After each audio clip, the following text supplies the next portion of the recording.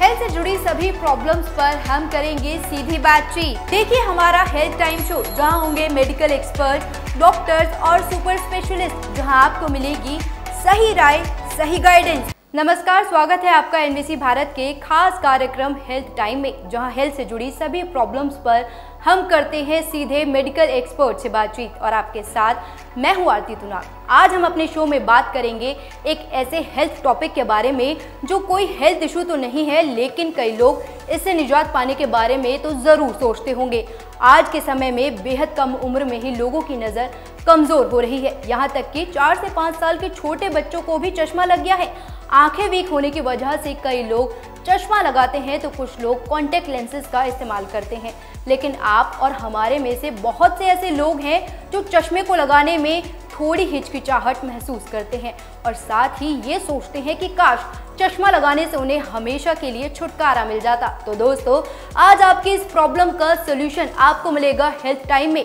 Medical science में ऐसे बहुत से लेज़र ट्रीटमेंट्स मौजूद हैं जिसकी मदद से आप चश्मे की झंझट से परमानेंट छुटकारा पा सकते हैं। जी हाँ, आज इसी मुद्दे पर डिटेल में बात करने के लिए हमारे साथ जुड़ रहे हैं दिल्ली के आई स्पेशलिस्ट और very experience eye surgeon doctor Umesh Bareja. Doctor Umesh Bareja Delhi के नामी हॉस्पिटल सीताराम भारतीय में एक नेत्र रोग विशेषज्ञ और एक आई सर्जन है और उन्हें इस क्षेत्र में 31 वर्षों का अनुभव है। तो चलिए इस टॉपिक पर चर्चा करते हैं डॉक्टर उमेश बरेजा से।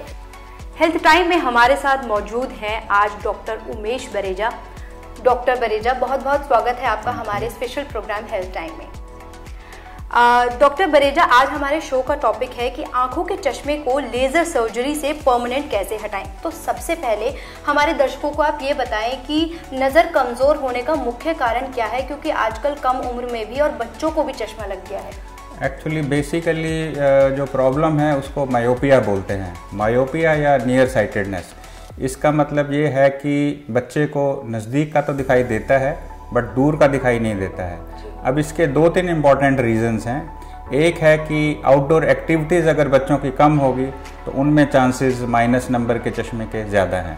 दूसरा, अगर फैमिली हिस्ट्री है माइनस नंबर की पेरेंट्स में तो बच्चों को उसके चांसेस ज़्यादा होते हैं। और जो तीसरा फैक्टर पिछले 2-3 दशकों में ज़्यादा इम्पॉर्टेंट हुआ है वो है स्क्रीन एक्सपोजर।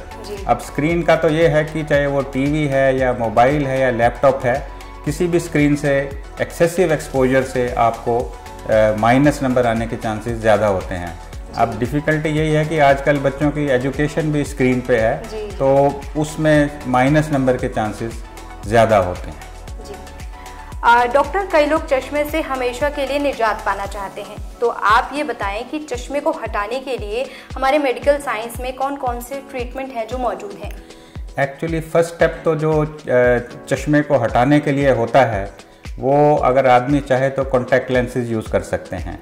अब तरह तरह के कॉन्टैक्ट लेंसेज अवेलेबल हैं। आजकल तो ऐसे भी कॉन्टैक्ट लेंसेज हैं कि जो आप एक ही दिन में सवेरे यूज़ करें और शाम को हटा दें। फिर दूसरे डिस्पोजेबल लेंसेज हैं जो कि एक पेयर 1 महीने तक चलता है। ये सारे सॉफ्ट लेंसेज हैं जो कि बहुत ही कंफर्टेबल हैं। और जो फाइनल बिल्कुल ही अगर आप हटाना चाहते हैं चश्मे या कॉन्टैक्ट लेंसेज को, तो उसमें तरह तरह की लेज़र्स अवेलेबल हैं। और अगर किसी का नंबर बहुत ज़्यादा है या कॉर्निया थिन है तो उनमें एक टेक्निक होती है जिसको बोलते हैं ICL। इसके अंदर आप आँख के अंदर लेंस डाल देते हैं और ये लेंस बाद में चाहे तो निकाला भी जा सकता है। तो डॉक्टर, जैसा आपने बताया कि लेज़र ट्रीटमेंट अवेलेबल है जिससे कि परमानेंटली जो है चश्मा हट जाता है, तो इसमें भी क्या अलग अलग तरीके की लेज़र सर्जरीज हैं? यस, लेज़र जो सबसे पहला लेज़र स्टार्ट हुआ था उसको बोलते थे PRK। ये स्टार्ट हुआ था रफली 30-35 साल पहले। उसके बाद जो इसका मॉडिफिकेशन आया उसको बोलते थे LASIK laser. LASIK laser start हुआ था 95-96 के आसपास। उसके बाद इसकी बड़ी सारी वेरिएशंस भी आ गई हैं। फॉर एग्ज़ाम्पल फ्लैपलेस टेक्निक, जिसमें आई लैसिक और स्माइल लेज़र होता है। एक नई टेक्निक जो चली है उसको कंटूरा विजन भी बोलते हैं। सो इन शॉर्ट 4-5 तरह की लेज़र्स हैं और ये सारी ही सक्सेसफुल हैं। डिपेंड करता है कि आपका केस सिलेक्शन ठीक है या नहीं है। अगर ब्रॉडली बोला जाए तो जो लेटेस्ट लेज़र चला है smile laser, that is the best laser in terms of effectivity और उसके साइड इफ़ेक्ट भी काफ़ी कम है और जो आदमी है वो जल्दी से जल्दी अपना काम ज्वाइन कर सकता है। बट ये सबसे कॉस्टली टेक्निक भी है।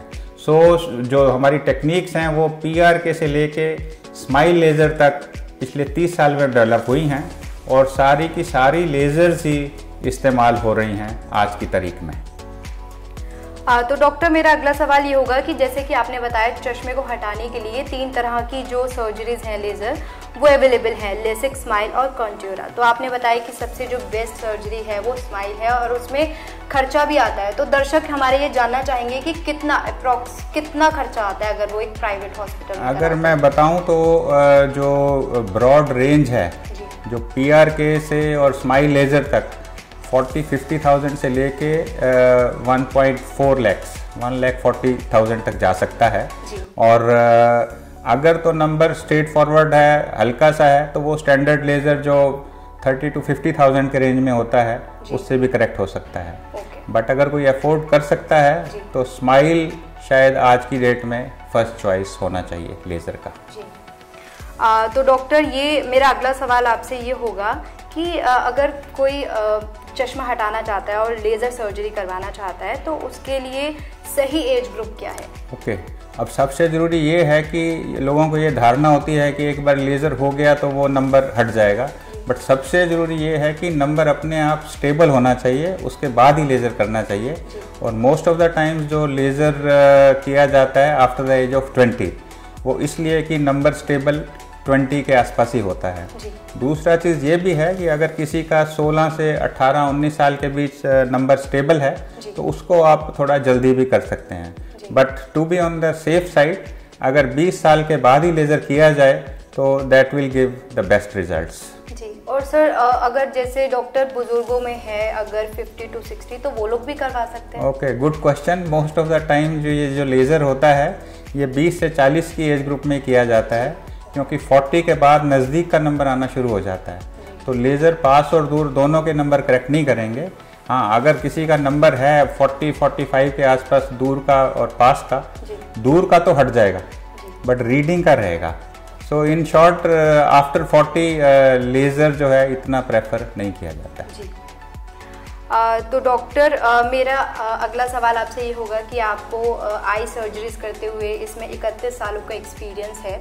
तो अगर कोई ये करवाता है, आई सर्जरी करवाता है, तो इस प्रोसीजर में कितना समय लगता है और इसके आफ्टर कोई साइड इफ़ेक्ट्स होते हैं? ओके, एक्चुअली जो मेन लेज़र्स है वो तो 10, 20 या 30 मिनट का प्रोसीजर होता है। कुछ लेज़र्स होते हैं जो 2 स्टेप्स में होते हैं तो उसमें 20-30 मिनट लगते हैं। कुछ लेज़र्स एक ही स्टेप में हो जाते हैं, वो 10 से 15 मिनट में हो जाते हैं। और जहाँ तक साइड इफ़ेक्ट्स की बात है, अगर आपका केस सिलेक्शन ठीक है, विच मीन्स नंबर ज़्यादा नहीं होनी चाहिए, कॉर्नियल थिकनेस ठीक होनी चाहिए, तो साइड इफ़ेक्ट्स मिनिमल होते हैं। जो कॉमन साइड इफ़ेक्ट्स हैं, एक तो ड्राइनेस हो जाती है लेज़र के बाद में, कुछ हफ्ते में वो ठीक हो जाती है। और दूसरा चीज़, रात को लाइट फैल जाती है, ड्राइविंग में थोड़ी प्रॉब्लम हो सकती है। अगेन ये भी कुछ हफ्तों के लिए ही होता है। और तीसरा जो है वो हल्का सा कंट्रास्ट कम हो जाता है फॉर फ्यू वीक्स, तो ये भी धीरे धीरे रिकवर कर जाता है। सो इन शॉर्ट जितनी भी साइड इफ़ेक्ट्स हैं ये कुछ हफ्तों से कुछ महीने तक ही रहती हैं। तो इससे पहले हमें कुछ टेस्ट होते हैं जो करवाने पड़ते हैं? यस, 2-3 टेस्ट इम्पॉर्टेंट हैं। एक तो ये है कि हमें एब्सोल्यूट नंबर पता होना चाहिए कितना है, वो प्यूपिल डायलेट करके हम फाइंड आउट कर सकते हैं। दूसरा जो एक बहुत ही इम्पॉर्टेंट टेस्ट है उसको बोलते हैं पेंटाकैम। पेंटाकैम से हमारी जो कॉर्निया है उसकी थिकनेस और उसकी कर्वेचर को आप अच्छी तरह मेजर कर सकते हैं। इससे आप डिसाइड कर सकते हैं कि कौन सा लेज़र आपके लिए बेनिफिशियल रहेगा।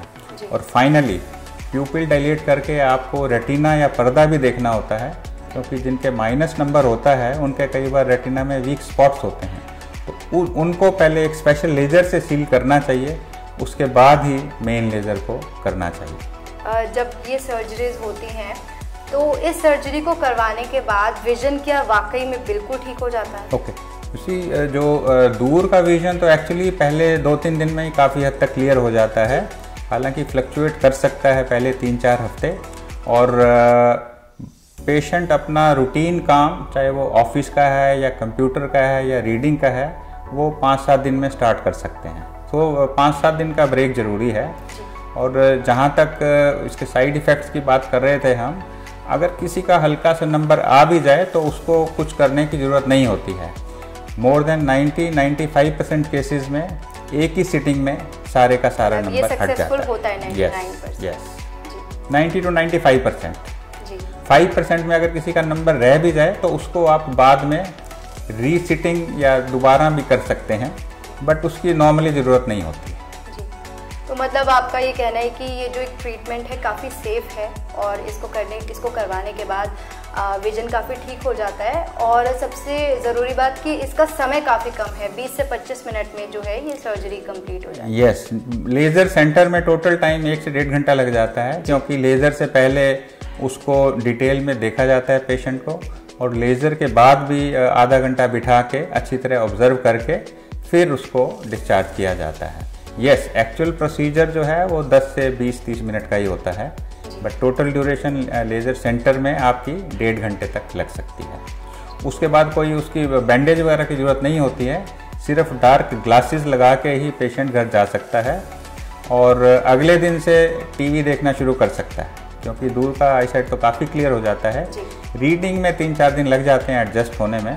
तो इन शॉर्ट 5-7 दिन में आप अपना कंप्यूटर का, रीडिंग, ये सारी चीज़ें स्टार्ट कर सकते हैं। तो डॉक्टर बरेजा, आपका बहुत बहुत धन्यवाद कि आपने हमारे दर्शकों को इस हेल्थ टॉपिक के बारे में इतनी महत्वपूर्ण जानकारियाँ दी, क्योंकि बहुत से दर्शक हैं जो करवाने के लिए सोचते हैं लेकिन वो डरते हैं, लेकिन जब वो एक स्पेशलिस्ट आई सर्जन से ये सारी जानकारियाँ उनको मिलेंगी तो यकीनन उनको बहुत फ़ायदा हो गया। तो बहुत धन्यवाद आपका। Thank you for having me. Thank you. तो दर्शकों, आज डॉक्टर उमेश बरेजा ने आपको आंखों के चश्मे को हटाने के लिए सभी लेजर ट्रीटमेंट्स और सर्जरी से रिलेटेड सभी जानकारियां डिटेल में दी। तो अगर आप भी या आपके परिवार में कोई चश्मे से निजात पाना चाहता है तो डॉक्टर की बताई गई सभी बातों को ध्यान में रखकर लेजर सर्जरी करवा सकते हैं और चश्मे की टेंशन से हमेशा के लिए दूर हो सकते हैं। आज के शो में फिलहाल इतना ही। अब हमें दीजिए इजाजत, एक बार फिर हाजिर होंगे हेल्थ टाइम में एक नए हेल्थ टॉपिक के साथ। Stay tuned for health time.